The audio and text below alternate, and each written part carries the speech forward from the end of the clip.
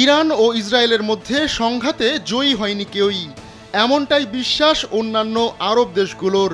এমত অবস্থায় পরম শত্রু দুই দেশের সংঘাতের মধ্যেও নিজেদের ফায়দাই দেখছে উপসাগরীয় দেশগুলো। কয়েক বছর আগেও ইয়েমেনের মিসাইল আর ড্রোন ভূপাতিত করতে হতো সৌদি আরব ও সংযুক্ত আরব আমিরাতে। তবে ১৩ জুন তেহরানে যখন ধোঁয়া উঠছিল, তখন তা ছিল এই দুই দেশের নেতাদের কাছে অনেকটাই অপরিচিত। ইরানের দুর্বল আকাশ প্রতিরক্ষা ব্যবস্থা ভেদ করে অনায়াসে দেশটিতে হামলা চালায় ইসরায়েল।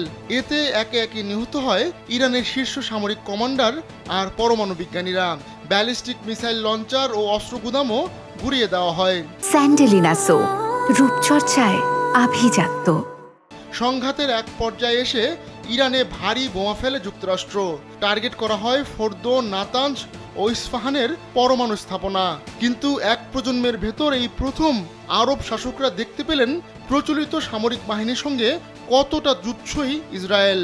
আরবের এক কর্মকর্তার ভাষায়, ইসরায়েলি সামরিক বাহিনীকে সমর্থন জুগিয়েছে যুক্তরাষ্ট্র, ইউ সহ ইহুদি জনগোষ্ঠী। অথচ ২ সপ্তাহেরও বেশি সময় ধরে বহিঃশক্তির মিসাইল হামলা ঠেকানোর মুরুদ নেই তেল আবিবের। বিষয়টি এখন প্রমাণিত সত্য। এমনকি যুদ্ধবিরতির জন্য ইরান নয়, ইসরায়েলি হাতে পায়ে ধরেছে যুক্তরাষ্ট্রের, এমনটাই মনে করছেন আরব কর্মকর্তারা।